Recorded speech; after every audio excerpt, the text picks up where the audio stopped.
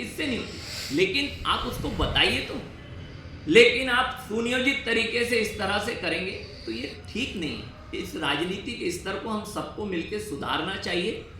और मैं तो यही कहूँगा, मेरे 2-3 प्रश्न जो हैं माननीय विधायक अनुभव मंजारे जी से, कि एक तो वो ये जवाब दें कि चुनाव के पहले जो अवैध रेत उत्खनन की वे बात करती थी, क्या वो अब नहीं दिख रहा है? कैसे टोकन से रेत निकल रही है, आपके रहते हुए निकल रही है?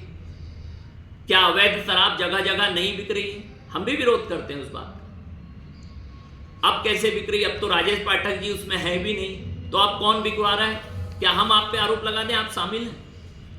आरोप लगाना बहुत आसान होता है। आरोप लगा, आप सस्ती लोकप्रियता हासिल करने के लिए किसी पे कोई भी आरोप लगा सकते हैं, लेकिन क्या जो चुनाव के पहले आप बोलती थी वो आज नहीं हो रहा है?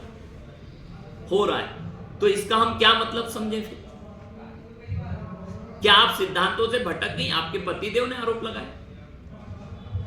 आप खुद गौरीशंकर बिसेन जी का इस बात को लेकर विरोध करती थी कि सरकारी बंगले में क्यों रह रहे हैं, तो फिर आप बताइए आप किस हैसियत से रह रहे हैं?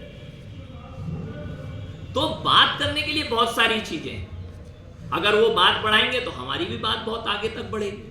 लेकिन हम राजनीति इस स्तर की बिल्कुल नहीं करना चाहते। हम विकास की राजनीति करना चाहते हैं, जनहित की राजनीति करना चाहते हैं। हम राजनीतिक मूल्यों को लेकर राजनीति में, हम कोई आर्थिक लाभ लेने के लिए राजनीति में कोई भी नहीं, और उसी को लेकर राजनीति कर रहे हैं। और मेरी मीडिया के बंधुओं से भी निवेदन, कहीं आप लोगों को भी नगर पालिका की, परिषद की या किसी शासन की कोई भी गलतियां दिखती हैं, आप लोग समय समय पर हमारे लोगों को आप लोग सूचना भी देते हैं, तो निश्चित तौर पे उसमें सुधार करने का कार्य किया जाता है। यहाँ पे योगेश गौतम जी बैठे हुए हैं, जब इनके यहाँ पोल लगाने के लिए गौरीशंकर बिसेन जी ने अपनी विधायक निधि दी, फिर बहुत जगह अड़चने अवैध कॉलोनियों के कारण आती है। बहुत सारे विषय हैं बोलने के लिए, लेकिन मेरा तो बस यही कहना था कि वे अपने 1 वर्ष का जनता को हिसाब दें। हमको नहीं चाहिए, हम भी उन्हें कोई हिसाब नहीं देंगे, हम भी जनता को हिसाब देंगे। और हमको जनता ने ही निर्वाचित करके नगर पालिका परिषद में भारतीय जनता पार्टी को तीसरी बार बैठाला है। कोई हम लोभ और प्रलोभन देकर यहां नहीं पहुंचे। लेकिन आप हम तो अपमान नहीं कर रहे हैं आपको मिले लोकतंत्र के अभिमत का। आप क्यों अपमान कर रहे हैं?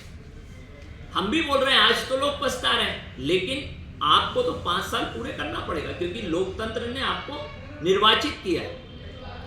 वैसे ही लोकतंत्र के माध्यम से ही यहां बैठा हुआ प्रत्येक पार्षद निर्वाचित होकर अध्यक्ष का निर्वाचन किया। कोई रेवड़ी पट के कोई अध्यक्ष और पार्षद नहीं बना।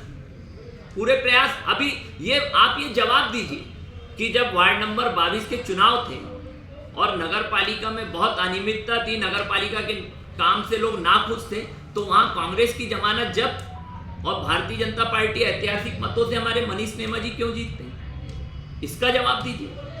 क्योंकि हम काम पे विश्वास करते हैं, और निश्चित तौर पे चाहे नगर पालिका हो या शासन की कोई भी योजना हो, लगातार सुधार के प्रयास करना जारी है, और वहां संभावनाएं जिंदा रहती हैं सुधार की। कभी मैं ये नहीं कह सकता कि 100% कोई भी काम हो गए या हो जाएंगे, उनमें हर समय संभावनाएं रहती हैं, और जो करने का प्रयास लगातार सभी मिलकर करते हैं। आप भी आइए, आप भी शामिल होइए, मिलकर काम करिए जिससे कि जनता को उसका लाभ मिले। ये लड़ाई से जनता का नुकसान होगा।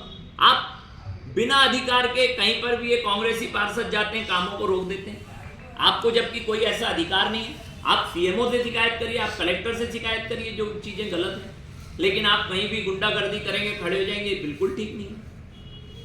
और मैं फिर बोलूंगा, राजनीतिक मूल्यों को लेकर